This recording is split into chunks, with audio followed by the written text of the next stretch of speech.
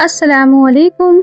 आज हम बना रहे हैं खस्ता प्याज की कचौरी, जो बहुत ही क्रिस्पी बनने वाला है और प्याज की स्टफिंग से भरी हुई। ये रेसिपी आप ज़रूर एक बार ट्राई करें, वीडियो को बिल्कुल भी स्किप ना करें। तो चलिए बनाते हैं प्याज की कचौरी।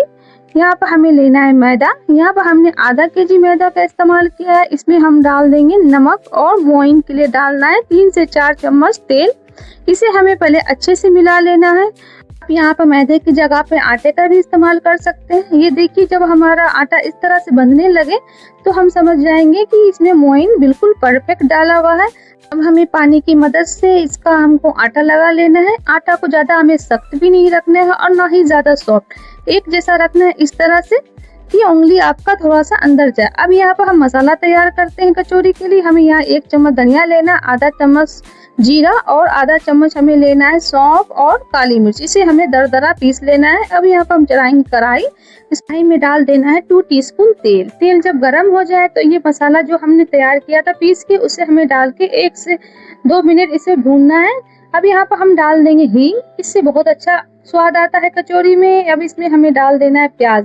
2 प्याज हमने इस तरह बारीक काट लिया है। इसे हमें लाल नहीं करना है, बस थोड़ी देर इसे पकाना है। जब ये थोड़ा सा मुलायम हो जाए उतना पकाना है। अब यहाँ पर हम डाल देंगे 2 टीस्पून बेसन। बेसन से हमारा फिलिंग बहुत सूखी सूखी तैयार होगी, ज्यादा वो गीली गीली नहीं रहेगी। अब इसमें हमें डाल देना है नमक स्वाद अनुसार, हल्दी पाउडर, लाल मिर्च। हम यहाँ पर लाल मिर्च का इस्तेमाल कर रहे हैं, आप चाहे तो हरी मिर्च भी आप डाल सकते हैं। इसे हमें भूनना है अच्छे से। मसाला जब हमारा भून जाए तो यहाँ पर हम डाल देंगे आलू। यहाँ पर आलू को हमने ज्यादा बारीक नहीं किया है, बिल्कुल हल्का हल्का ये मोटा पर है, जैसे हम समोसा के आलू को मोटा रखते हैं, बस उस तरह से हमें रखना है। अब यहाँ पर एक प्याज को इस तरह मोटे पीस में काट लिए हैं। इसमें हमें डाल देना है चाट मसाला और चीनी। चीनी डालने से आपकी कचौरी में बहुत अच्छा स्वाद आएगा।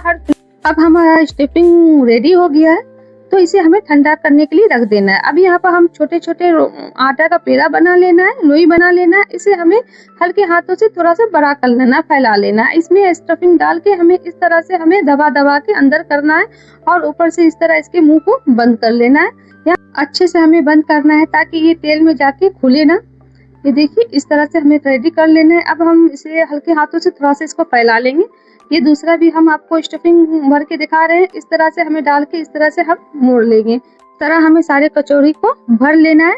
अब यहाँ पर हम चढ़ाएंगे कढ़ाई। कढ़ाई में हमने डाला है तेल। तेल को हमें यहाँ पर ज्यादा गर्म नहीं रखना है, बिल्कुल ये इतना हो जो आपका हाथ सह सके, इतना तेल गर्म हो। ज्यादा गर्म रखने से ऊपर से ये कचौरी पक जाएगा, अंदर से ये कच्चा रह जाएगा।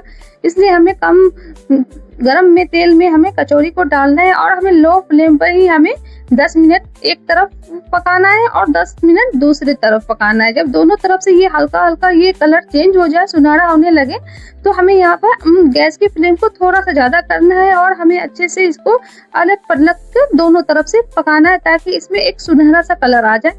ये देखिए कितना अच्छा कलर आया है।